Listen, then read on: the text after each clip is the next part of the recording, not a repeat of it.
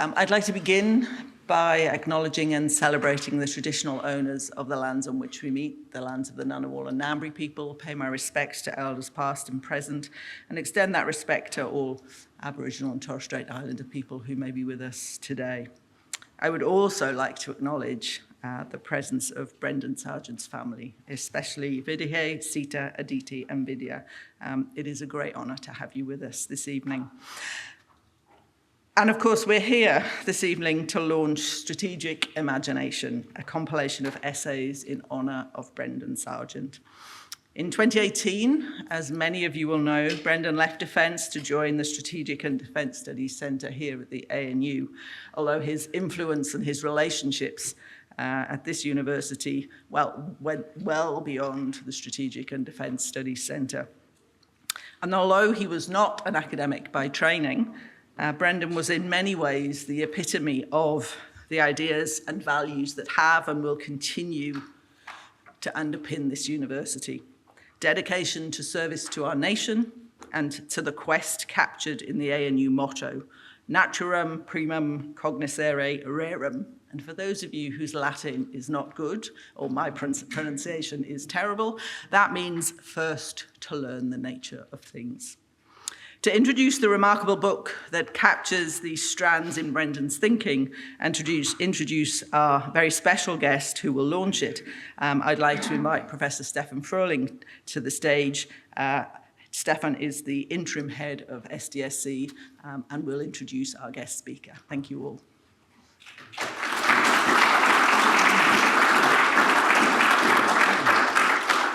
Thank you, everybody, for coming here tonight.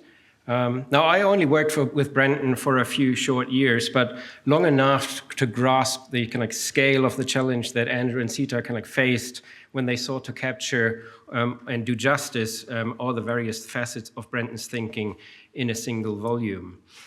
A man who would have probably been at ease just as much as an authors' festival as at the National Security Committee of Cabinet, at the Public Service Commission, or, as I think often imagine, an 18th century university before academics started to divide themselves into petty disciplines.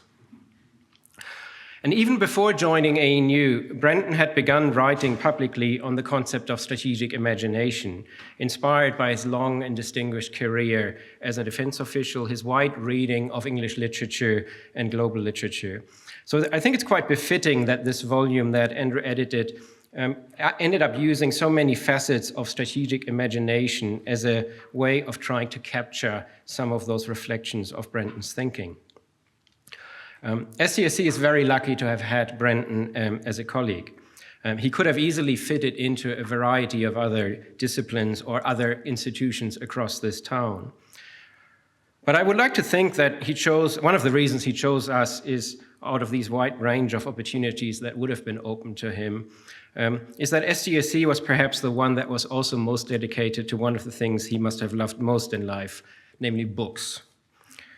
For the social sciences in which defense and strategic studies is a part of, the opportunity to unpack an idea, to dwell and test on it, test it, to trace it through history and across the globe, which is only really possible in a full-length book, remains an irreplaceable foundation for education and generation of knowledge.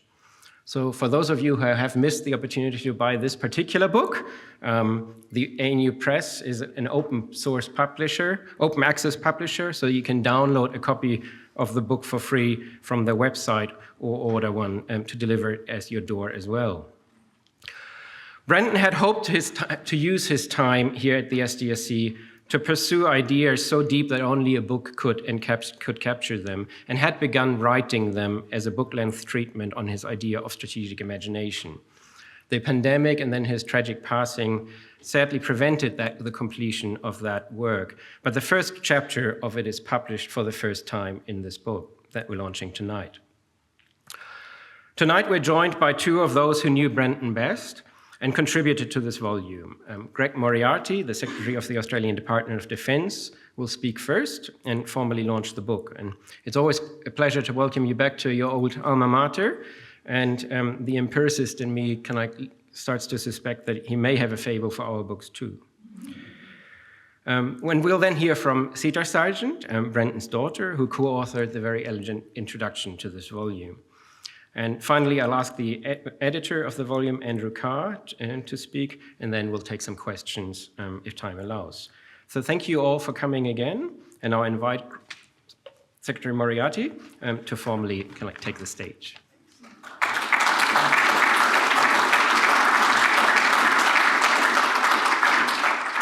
Well, thanks, Stefan. Thank you all for being here. Great to see you, Sita. Don't want to talk for too long because I really hope that we can have some time for a bit of a discussion at the end.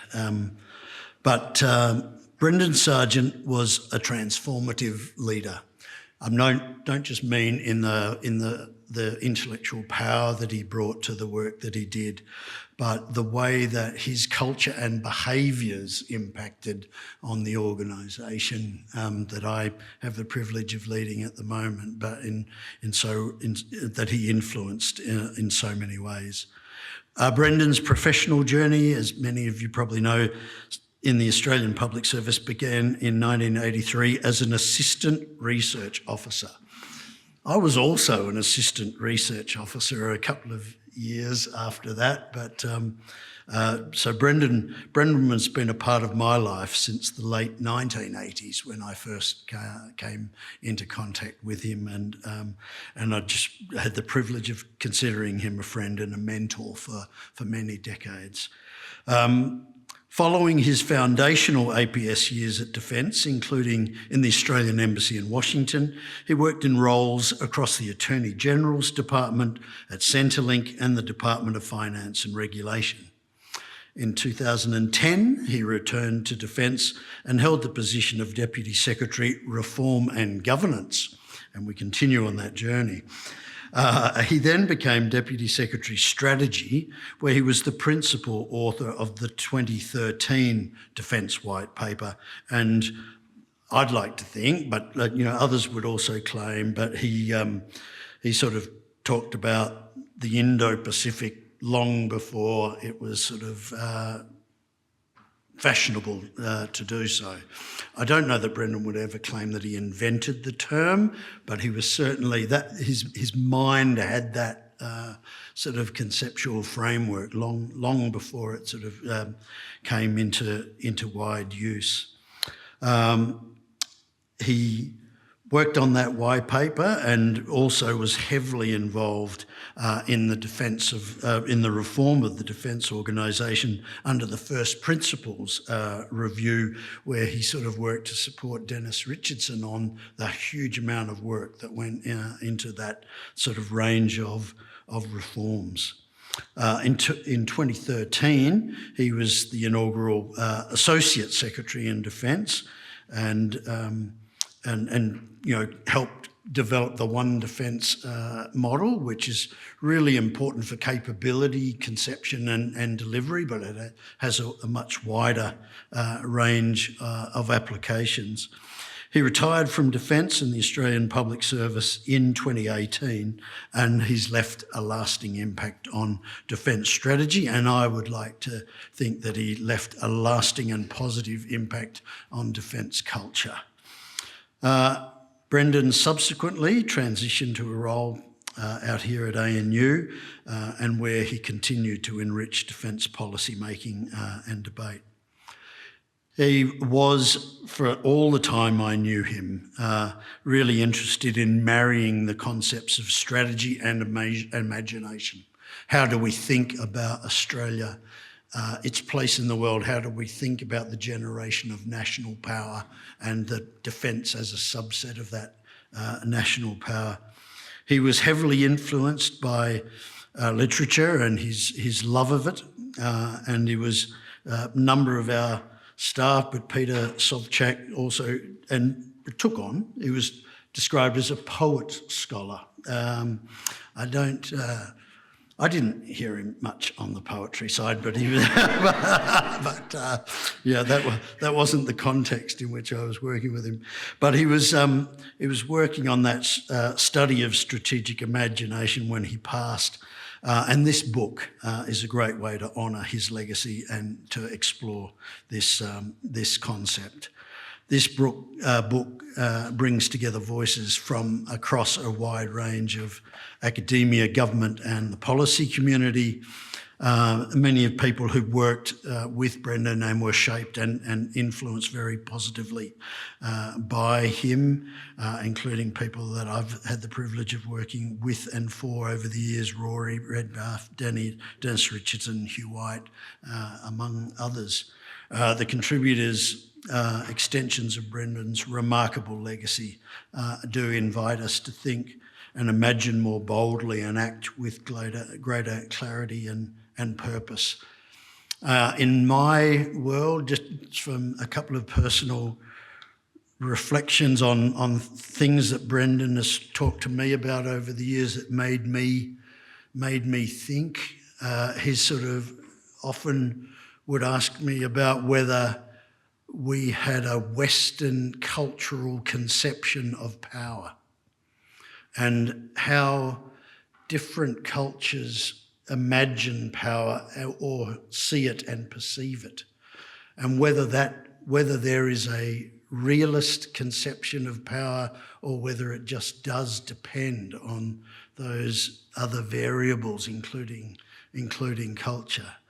And for, like, in Javanese culture, for example, and I don't want to sort of talk too much about that with Marcus Mietzner in the room, but power flows and belligerence reflects weakness, whereas to be halus, to be dignified, is a higher quality. So in our contemporary, often in the sort of the world of strategy and the world of international relations, it's the arm twisting and the belligerence that's sometimes seen as the representative of or the evidence of power. But I think Brendan was very thoughtful about how that is that a reality or not. He also put to me one day, he said, "Greg, do you think national power is a pie that in the international system is divided up between countries and the slice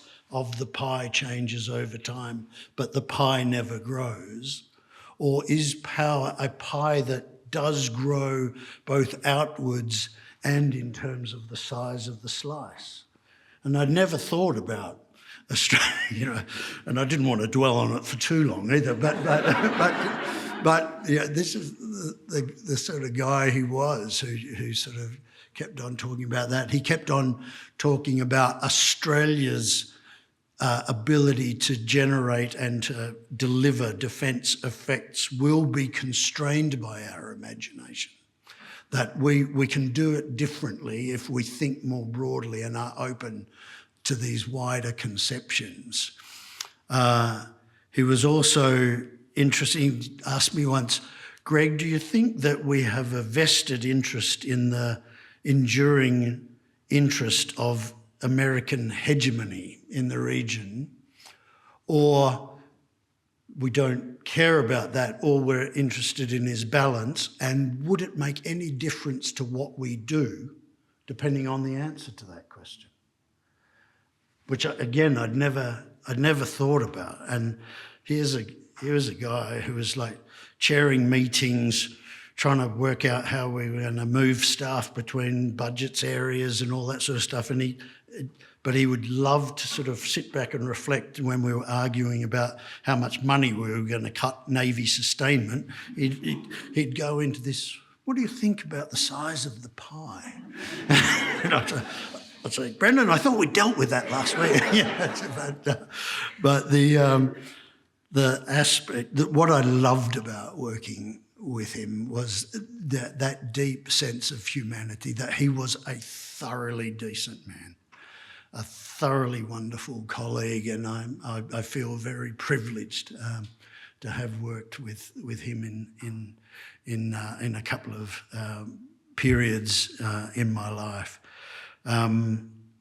I know Brendan would be very pleased that we're all here tonight, and really important to sort of continue to tease out and explore the concepts that he articulated as a sort of a defence strategist, and drawing on his huge range of reading literature and his life experience. So I have great honour to launch this book tonight and to be here with his family and so many friends. And his passing was a great loss to defence and I think to our country.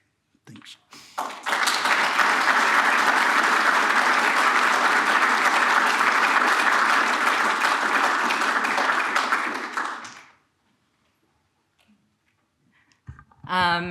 Yeah, well, thank you, Craig.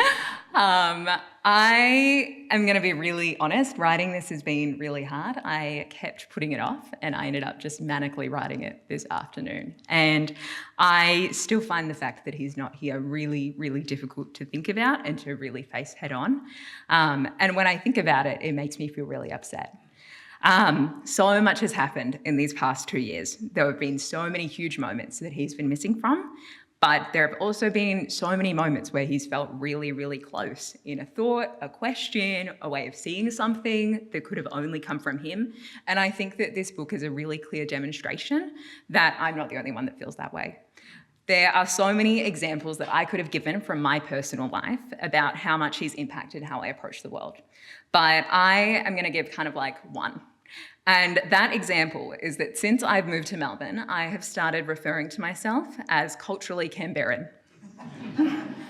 And this is a phrase that no one except for me uses. But I think it really sums up just how much of an impact he had on how I approach the world. So let me explain what it means to be culturally Canberran. It means not letting perfect be the enemy of progress. It means being pragmatic, having a shit ton of patience, but also stubbornness, and being flexible enough to keep things moving and get your ideas through. It means being okay with other people touching your ideas and your name not being attached to them. It means leaving things a little bit better than you found them. And it means being the sort of person who engages really, really deeply with ideas, who's a bit of a nerd and could probably give you a 10-step plan for fixing Australia if you ask them. And if you'll buy me a drink, I will tell you mine. To be culturally Canberran, I think is unavoidable when you are raised by someone like Brendan Sargeant. My dad was the kind of person who always met you where you were at, but would always kind of pull you a little bit further along the journey. And I think that there are a lot of us who could speak to that and how he did that and give an example of how he did that. He had this real, and it's something that I think that this book shows that he's still doing, despite not being here. And it's something that I really try to do, although I'm nowhere near as effective as it, but he also has 40 years of experience on me. I think that he had this real gift for clarity, and I think that that's something that really came through with that idea of strategic imagination. And he did this not by simplifying, but by really opening up ideas until everybody could see and engage with them. And for him, accessibility was never a compromise, but a moral stance and something that I think you had to do, and was a service, a genuine service. He was someone who was both deeply pragmatic, as I think public servants kind of have to be if you want to survive, and imaginative. He was a rare person who could think in both systems and metaphors.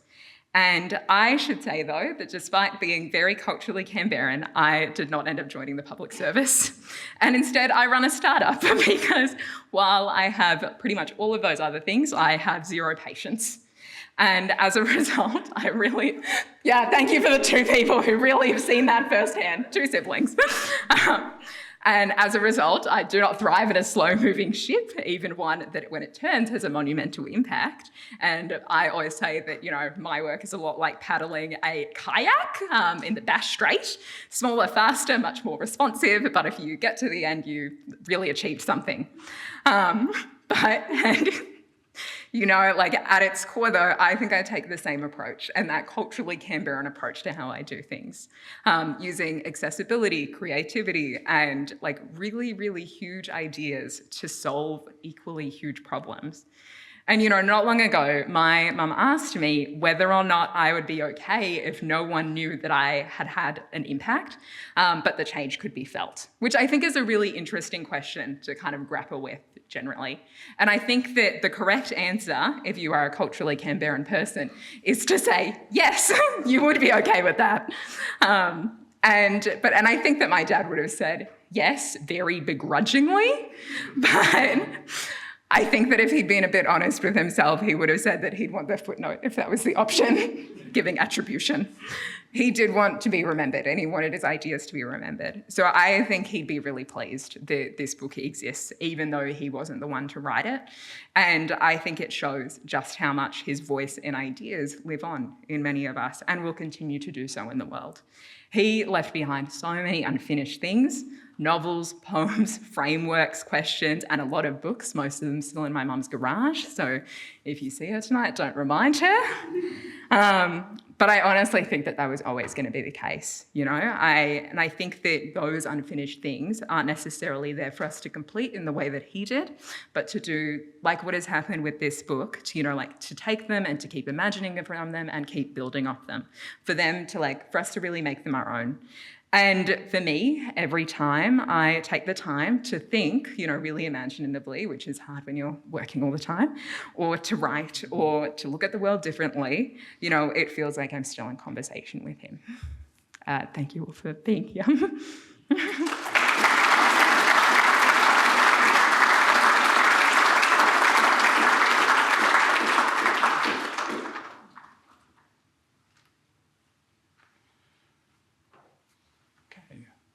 Well, thank you all so much for coming along this evening.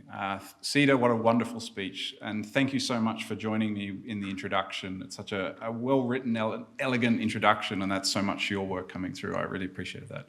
Greg, thank you for your contribution to this book and for coming along tonight to launch it. I'm very grateful for that support. And I'm delighted that we could be here to celebrate Brendan and to recognise his idea of strategic imagination, and though many people who contributed to this volume, all of the authors, some of which are here tonight, some around the country and overseas.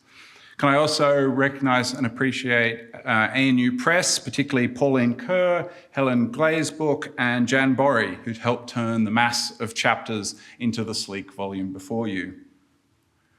The spark of this book was a conversation in late February 2022. So it is a great delight in October 2025 to finally be launching it.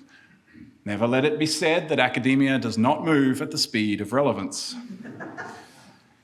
But in truth, the idea of strategic imagination has only become more significant since Brendan was writing it. He saw the concept as a way to grapple with the seismic shifts of our world. He saw our era as a threshold moment, as the caught between the receding tide of the 20th century and the still forming shores of the 21st. And he invited us all to inquire into how we tend to and how we prefer to see the world, and the way those habits of mind and metaphor can blind us.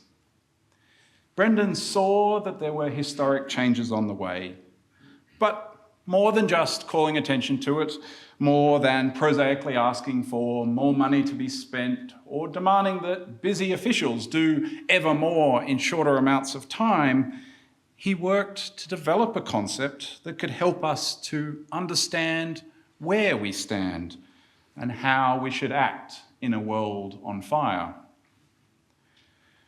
Most of the strategic concepts in the literature gaze outwards. They map the movements of others, charting the turbulence of geopolitics, economics, and technology.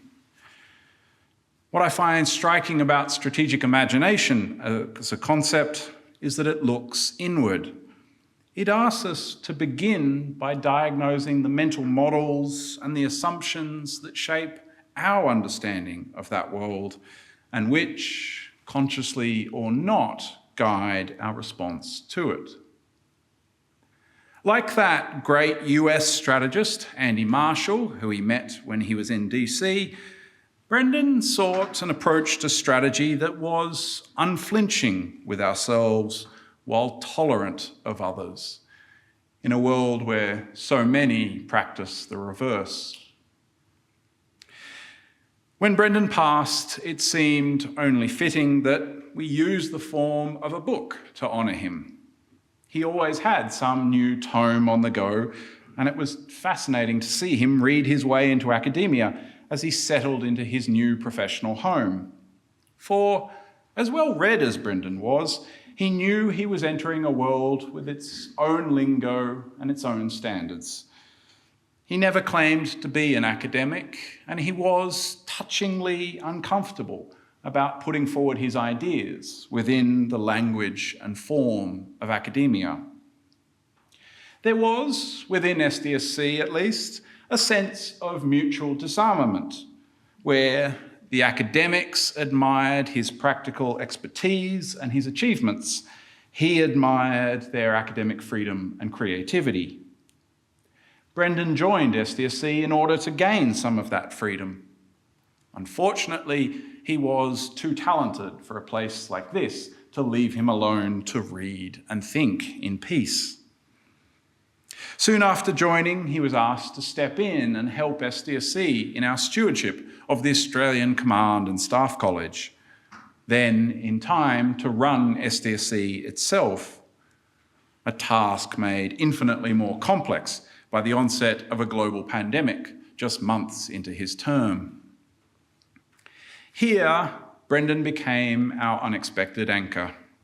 Staff would wake up to find a late-night missive from Brendan, thinking aloud about how the uncertainty provided opportunity, the chance to test and rethink our assumptions, the need to work to clarify what did we stand for and how did we intend to achieve it. When normal life slowly returned, he revealed some of the big projects he had begun to develop during those late-night scribblings. A book on India and Australia that would allow him to trace the sparks of tension and creativity that always emerge in border regions between different worlds.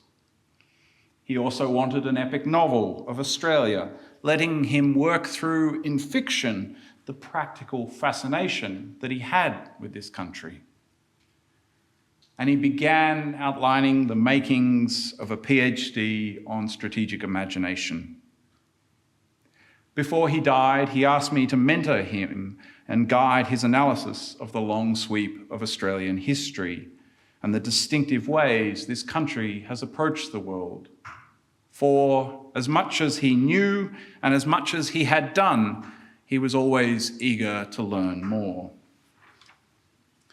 So tonight, we come together to pay homage to a man who was, as his Twitter bio elegantly put it, interested in everything.